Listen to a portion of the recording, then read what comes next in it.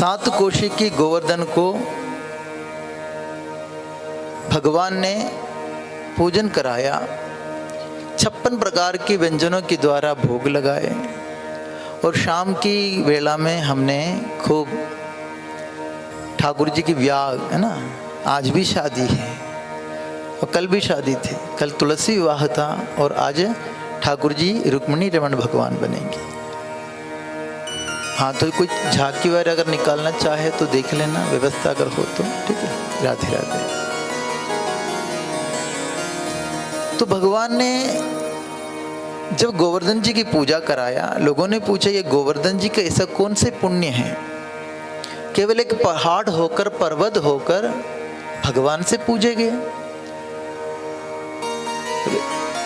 सुखदेव जी कहने लगे, राजा परीक्षित, ये गोवर्धन जी हम कहाँ रहते हैं, हम लोग कहाँ से हैं, ये कथा कहाँ हो रहे हैं जी, वृंदावन में हो रहे हैं। हाँ, जहाँ कथा होते भागवत होते वो जगह वृंदावन तो बन ही जाते हैं, लेकिन ये स्थान कौन सी है जहाँ हम लोग रहते हैं, हिमाचल। कौन सी हिमाचल? हाँ पूरी बताओ। देवभूमि हिमाचल। ये सिर्फ हिमाचल नहीं है, भारत में अनेकों स्टेट है, उसमें केवल 2 ही स्टेट के सामने ये शब्द जुड़ा है, देवभूमि। देवभूमि उत्तराखंड और देवभूमि हिमाचल प्रदेश। इसमें हमें गर्व होना चाहिए। तो ये देवताओं की नगरी देवभूमि हिमाचल है। हिम जिसका आलय है, हिम ही जिसकी घर है, उसका नाम हिमालय है, अथवा हिमाचल। जहां हिम अचल रहते हैं उस स्थान का नाम भी हिमाचल है। तो महाराज इस हिमवान की, इस हिमाचल की पुत्री की विवाह किसके साथ हुआ? भगवान भोलेनाथ के साथ। उस हिमवान के एक पुत्र भी था, नाम जानते हो?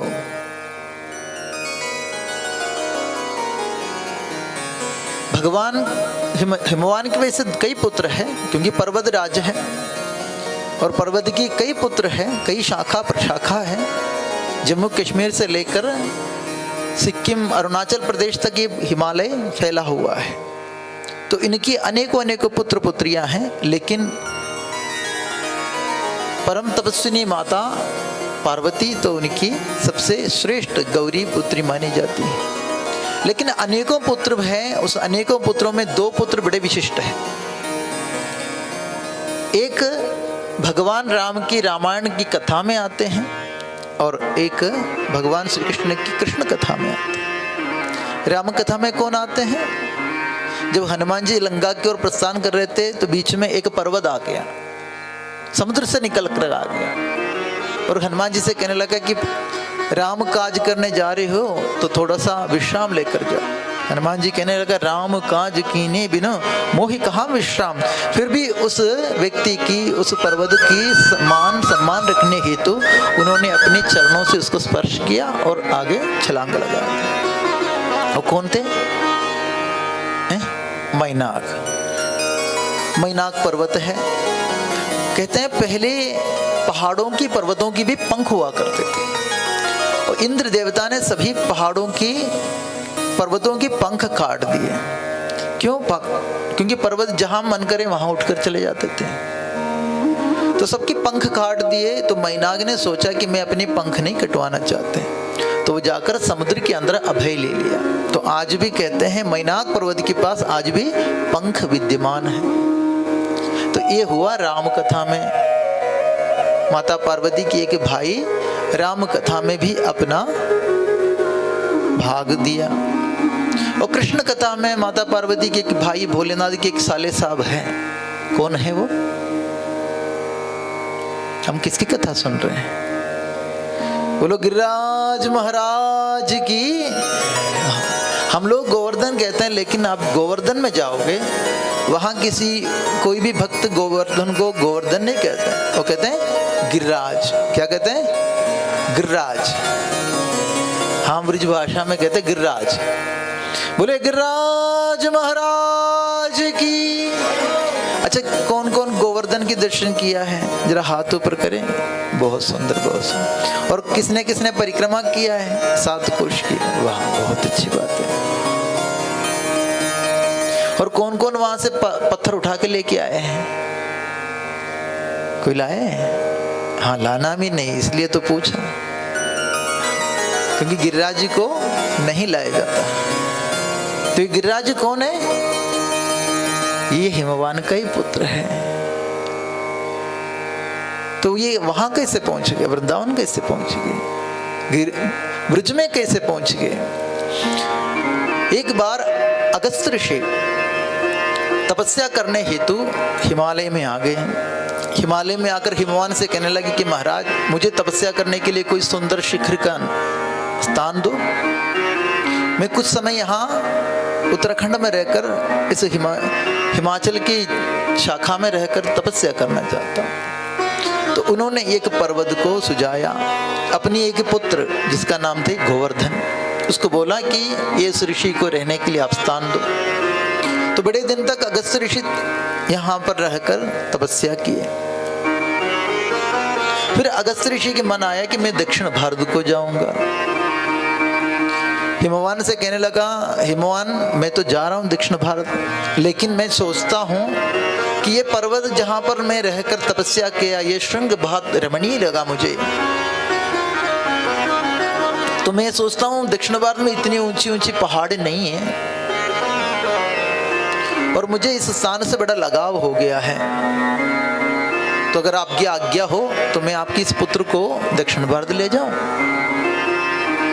अब हिमवान कहने लगा, संत को कैसे मना करें। उन्होंने एक उपाय सूझा, क्योंकि माता मैना पुत्र विमोह से बहुत दुखी हो रहे थे। तो हिमवान ने कहने लगा कि महाराज, ये मेरे से मत पूछो, आप गोवर्धन से ही पूछ लो। गिरिराज ने जब बात सुने, माता पिता को छोड़कर हमेशा हमेशा के लिए दक्षिण भारत को जाना पड़ेगा, उन्होंने कहने लगा कि महाराज जी, आप मुझे ले जा सकते हो, लेकिन मेरी एक शर्त है कि आप मुझे रास्ते में कहीं नहीं रखोगे। अगर जहां रख दिया फिर मैं वहीं की वहीं रह जाऊंगा। अगस्त्य ऋषि ने अपने तपोबल से उस गिरिराज को उठाकर दक्षिण भारत की यात्रा में चल पड़े। महाराज हिमालय से चलकर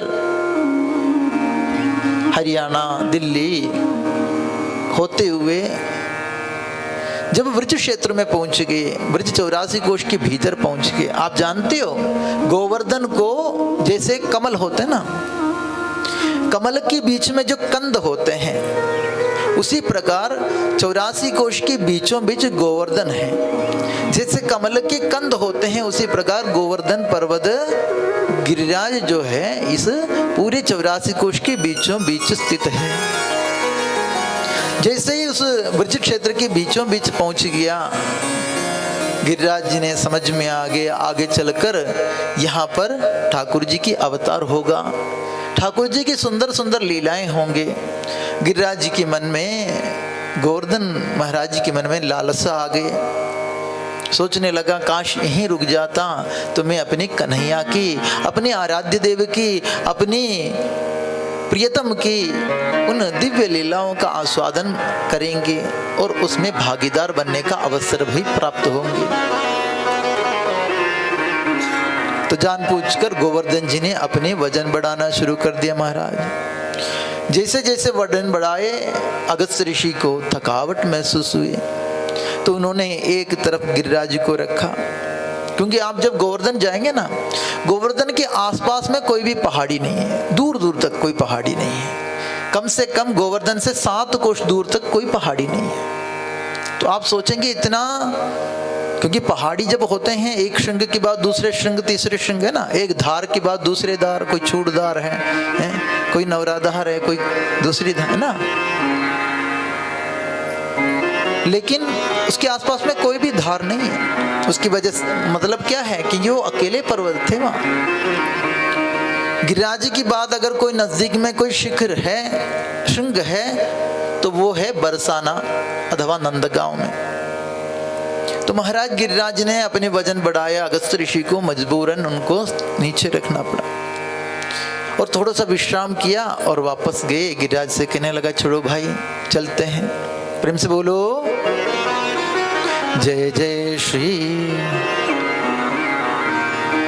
गिरिराज कहने लगा हम कहीं नहीं जा रहे। अगस्त ऋषि कहने लगा क्यों?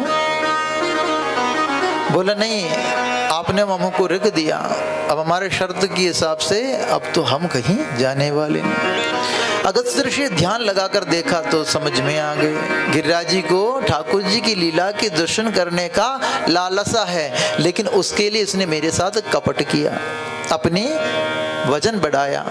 तो अगस्त ऋषि ने उसको श्राप दिया, जा बेटा आज से तुम तिल तिल घटते चले जाओगे, प्रतिदिन तिल तिल घटते चले जाओगे। तो वह गिरिराज अगस्त ऋषि से प्रार्थना किया, माफी मांगा, बोला आप इसे श्राप दे दिया, इसकी मतलब मैं तो नष्ट हो जाऊंगा। बोला तुम तब तक नष्ट नहीं होंगे जब तक त्रेता आएगा, द्वापर आएगा। द्वापर के अंत में मैं तुमको साथ साथ एक आशीर्वाद भी देता हूँ, क्योंकि तुमने अच्छे काम के लिए, भगवान की भक्ति करने के लिए, भगवान के दर्शन मेला करने के लिए तुमने ये कपट किया है। तो इसकी वजह से मैं तुम्हें एक आशीर्वाद भी देता हूँ, जब द्वापर युग के अंत में जब तुम ठाकुर जी की लीला में शामिल होंगे तो स्वयं भगवान भी तुम्हें अपनी अंगुलियों में उठाकर धारण करेंगे। बोले गिरिराज महाराज की।